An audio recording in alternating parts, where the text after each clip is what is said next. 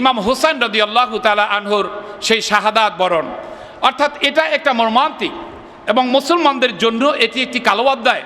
আবার অন্য দিক দিয়ে ইমাম হোসেন রাদিয়াল্লাহু তাআলা আনহু আলা মিনহাজিন নবুয়া, রাসূল পাক সাল্লাল্লাহু আলাইহি ওয়াসাল্লামের নবুয়াতকে উড্ডীন রাখার জন্য, সমুন্নত রাখার জন্য তিনি জীবনের শেষ তাজা রক্তটুকু বিলিয়ে দিয়ে তিনি প্রমাণ করে গিয়েছেন যে সত্যকে আঁকড়িয়ে ধরতে হয়, সত্যের পথে থাকতে হয়।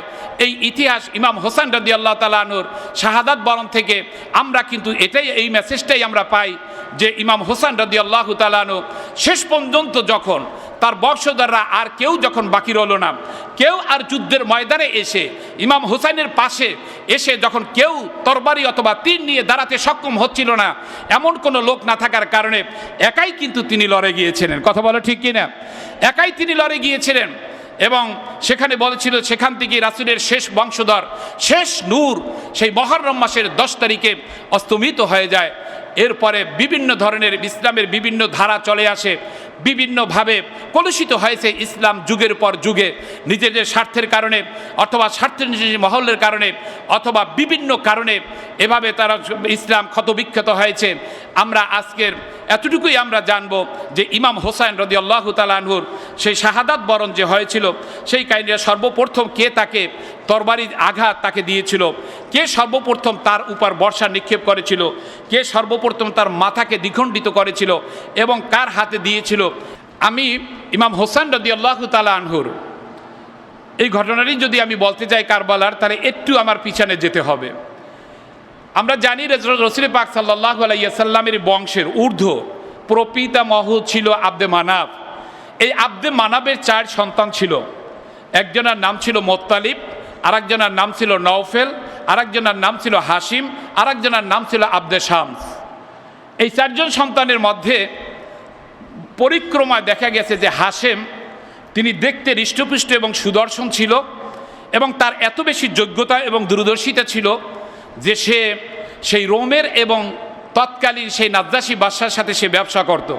তাহলে নিশ্চয়ই তার উচ্চ মানসিকতা তার ছিল, তার ব্যক্তিত্ব ছিল, তার মোহনীয় ব্যক্তিত্ব ছিল এবং কাবাগরের সে মোতাওয়াল্লি সে ছিল। হজের সময় হাজিদেরকে সে খেদমত করত, পানি পান করাতো, আরও ইত্যাদি ইত্যাদি বিভিন্ন বিষয়। কিন্তু আব্দে শামসের পুত্র ছিল উমাইয়া।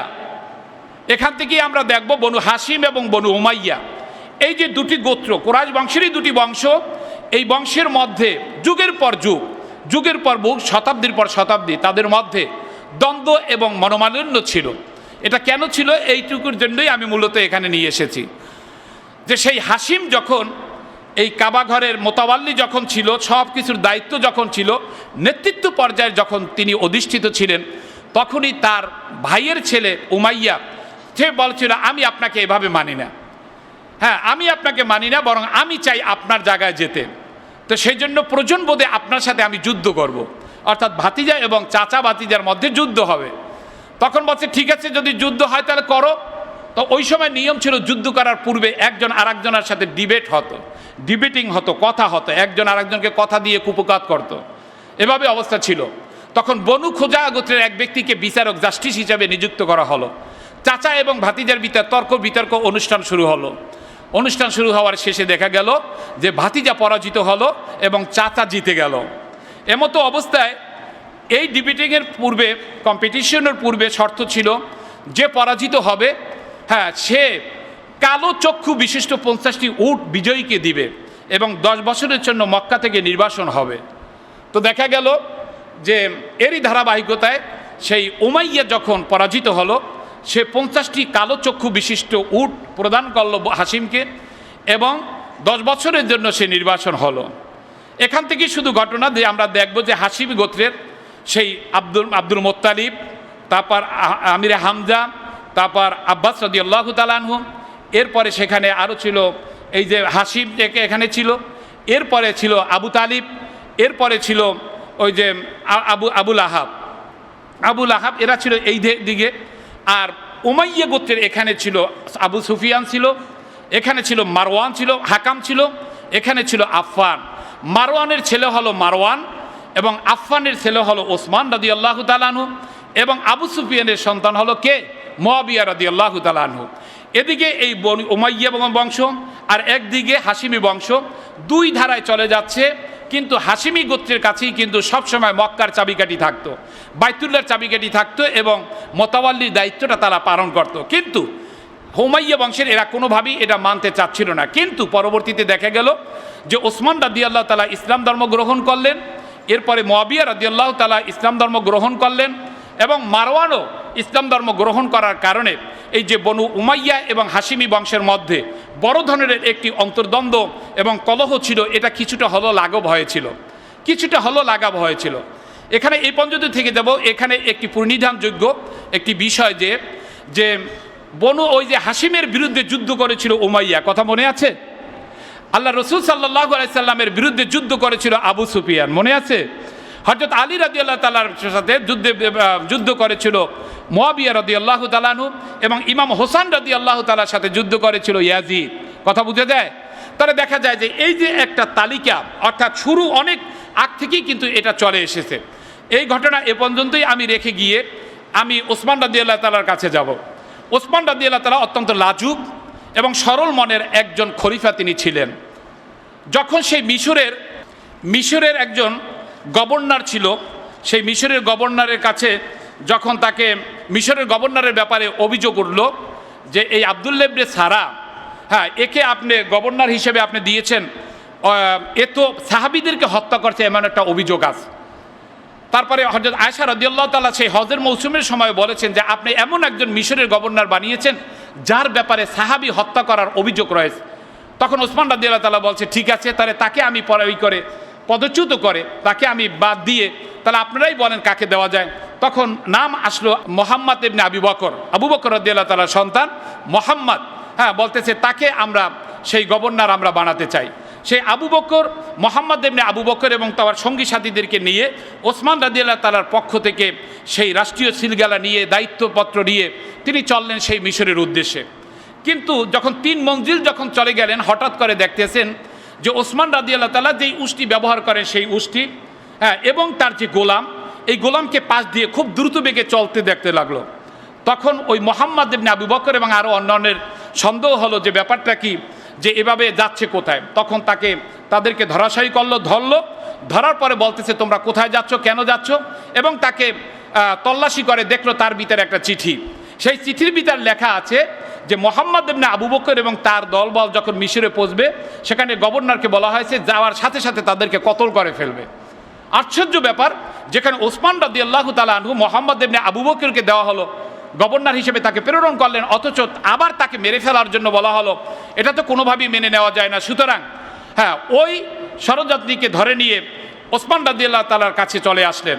সেখানে তালহা, জুবায়ের রাদিয়াল্লাহু তাআলা, হযরত আলী রাদিয়াল্লাহু তাআলা আনহু এবং সেখানে আরও অনেক বড় বড় সাহাবী, তারা সবাই গিয়ে ওসমান রাদিয়াল্লাহু তাআলাকে জিজ্ঞাসা করলো ব্যাপারটা কি, এই উট কি আপনার? বলতেছে হ্যাঁ আমার। বলতেছে এই গোলাম কি আপনার? বলছে হ্যাঁ আমার। এই যে চিঠির পিছনে যে সিলমোহর লাগানো হয়েছে এটা কি আপনার? বলছে হ্যাঁ আমার। তো বলছে চিঠিটা কি আপনি লিখেছেন? বলছে যে ওয়াল্লাহি মা আলিমতু, কিন্তু আমি মা আলিমতু ওয়া মা কাতাবতু, আমি জানিও না, আমি লিখিও নাই, আমি কিছুই জানি না এর ব্যাপারে। তাহলে জানেন না, তাহলে এটা কে লেখলো? তখন হস্তলিপি পরীক্ষা করে দেখলো যে এটা লেখা ছিল মারওয়ানের। কার? মারওয়ানের একজন, সেই ওসমান রাদিয়াল্লাহু তাআলা সেই জমানায় বড় একজন রাষ্ট্রীয় একজন কর্মকর্তা তিনি ছিলেন। সুতরাং এই অবস্থায় বলতেছে যে এই মারওয়ানের আপনি বিচার করুন, না হয় আপনি আমাদের কাছে তাকে ছেড়ে দেন। ওসমান রাদিয়াল্লাহু তাআলা তাদের কাছে ছেড়ে দিলেন না, যদি ছেড়ে দেই তাহলে তাকে মেরে ফেলবে, এই জন্য তাকে ছেড়ে দিলেন, তাদের কাছে দিলেন না। বলছে যদি ছেড়ে না দেন তাহলে আপনি আমাদের কাছে দেন, আমরা বিচার করি। কিন্তু ওসমান রাদিয়াল্লাহু তাআলা সে কাজটিও করলেন না, যার কারণে সেই বিদ্রোহীরা ওসমান রাদিয়াল্লাহু তাআলাকে হত্যা করার জন্য এইরকম একটি জঘন্যতম কাজের সিদ্ধান্ত তারা নিল। যেভাবে হোক ওসমান রাদিয়াল্লাহু তাআলা শাহাদাত বরণ করলেন। সেখান থেকেই তারা অনেকেই মনে করতেছে যে উমাইয়া বংশের লোকেরা মনে করতেছে যে এই ওসমান রাদিয়াল্লাহু তাআলার হত্যার পিছনে হযরত আলী রাদিয়াল্লাহু তাআলা হাত রয়েছেন। এইভাবেই কিন্তু সন্দেহের দানা বাঁধতে থাকে। এরপরে সিরিয়ার গভর্নর ছিল সেই মুআবিয়া রাদিয়াল্লাহু তাআলা আনহু, তার কাছে ওসমান রাদিয়াল্লাহু তাআলার স্ত্রী নায়েলার সেই কর্তৃত আঙ্গুলগুলো এবং রক্ত ভেজা সেই কাপড়গুলো সেখানে পাঠিয়ে দেওয়া হলো এবং বলছে শুধু প্রতিশোধ আর প্রতিশোধ, যারা ওসমানকে যারা হত্যা করেছে তাদের প্রতিশোধ নিতে হবে।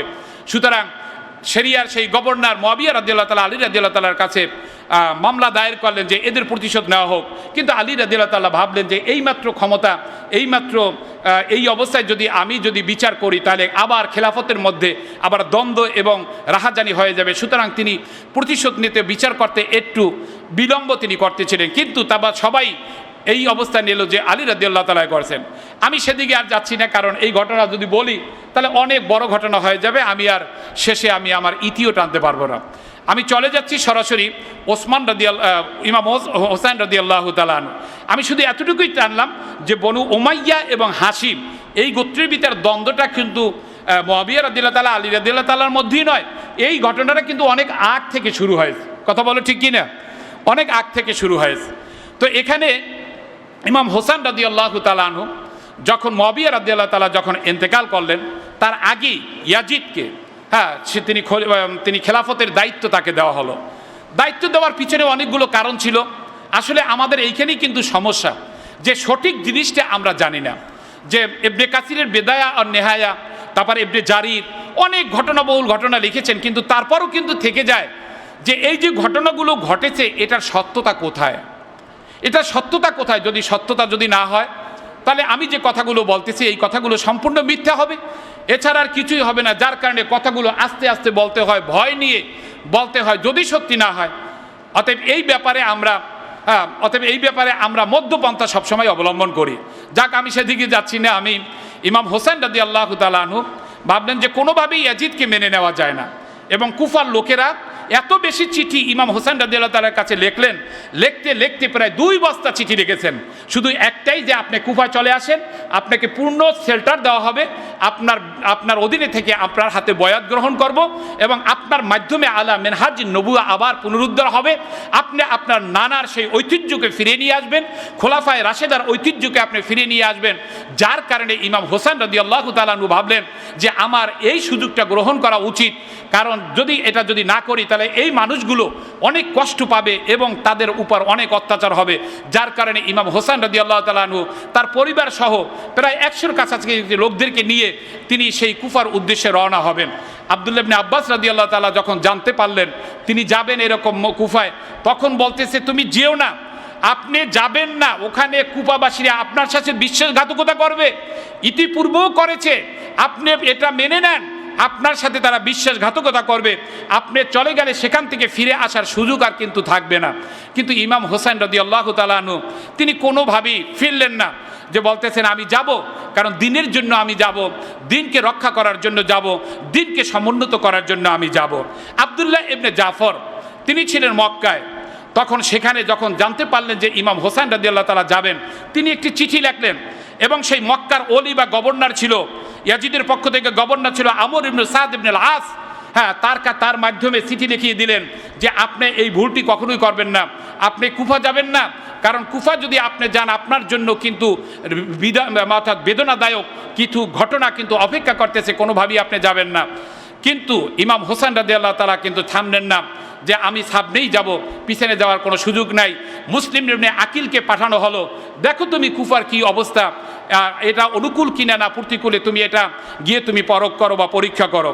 সুতরাং ইমাম হোসেন রাদিয়াল্লাহু তাআলা আনহুকে শেষ পর্যায়ে আব্বাস রাদিয়াল্লাহু তাআলা আব্দুল্লাহ ইবনে আব্বাস বললেন, যদি আপনার চুল ধরে আপনাকে আকর্ষণ করে যদি আমি বলতাম যে আপনি যাবেন না, আর আমার কথাটা কি যদি মেনে নেন, লোকদেরকে ডেকে যদি আমি বলি, কিন্তু আপনি তো এই কাজটি করবেন না, যার কারণে এই কাজটি আমি করব না।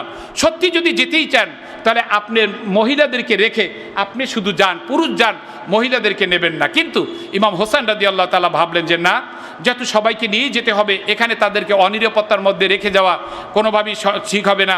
সুতরাং তিনি চলে গেলেন। যেতে যেতে এক পর্যায়ে কবি ফারাজদাক এর কবিতা আমরা পড়ি, তার সাথে দেখা হলো, বলতেছে যে কুফার অবস্থাটা কি। তখন বলছিল যে কুফাবাসীর দেলটা হলো আপনার দিকে, কিন্তু তরবারি হলো ইয়াজিদের পক্ষে, অর্থাৎ দেল দিয়ে তারা আপনাকে ভালোবাসে, কিন্তু যুদ্ধ করতে হলে আপনার বিরুদ্ধেই তারা আসবে। তখন ভাবলো যে তাহলে বলতেছে এমতো অবস্থায় মুসলিম ইবনে আকিলের তারকে যে শহীদ করেছে ওবায়দুল্লাহ বিন জিয়াদ, অর্থাৎ সেই কুফার শাসনকর্তা গভর্নর তাকে শহীদ করে ফেলেছেন। সমস্ত মানুষের সামনে এসে যে বলছে হোসাইনের পক্ষে যারা কথা বলবে, হোসাইনের পক্ষে যারা লোক আসবে, রিপ্রেজেন্টেটিভ আসবে, খলিফা আসবে, তাদেরকে এভাবেই কতল করে দেওয়া হবে, শেষ করে দেওয়া হবে। যার কারণে কুফাবাসীরা ভয় পেয়ে যারা ইমাম হোসাইনের পক্ষ ছিল, কিন্তু তারা এখন আজকে চুপটি মেরে গিয়েছে, তারা আজকে সত্য কথাটা বলতেও তারা পারে নাই। কিন্তু ইমাম হোসেন রাদিয়াল্লাহু তাআলা পথিমধ্যে জানতে পারলো যে মুসলিম ইবনে আকিলকে শহীদ করে দেওয়া হয়েছে। তখন ইমাম হোসেন বলল, সমস্ত লোকদেরকে বলল, তোমাদের ইচ্ছা তোমরা ফিরে যেতে পারো, তোমাদের ফিরে যেতে পারো। কিন্তু মুসলিম ইবনে আকিলের আত্মীয় স্বজনরা বলছে যে না, পিছনে যাওয়ার সুযোগ নাই, আমাদের আত্মীয় তো একজন মারাই গেছে, অতএব এর প্রতিশোধ নিতেই হবে, আমাদের সামনের দিকে যেতেই হবে। ইমাম হোসেন রাদিয়াল্লাহু তাআলার অনিচ্ছা সত্ত্বেও কিন্তু তিনি সামনের দিকে চলে গেলেন। এরপর কবি ফারাজদাগের সাথে কথা হলো, সেটা তো আমরা বললামই। এরপরে যখন কাছাকাছি যখন চলে গেল, তখন সেখানে হর ইবনে ইয়াজিদ তাকে 1000 সৈন্য দিয়ে সেই ওবায়দুল্লাহ বিন জিয়াদ পাঠালেন যে তুমি শুধু ওই ইমাম হোসেন এবং তার দলবলকে তুমি তাদেরকে পাহারা দেবে শুধু।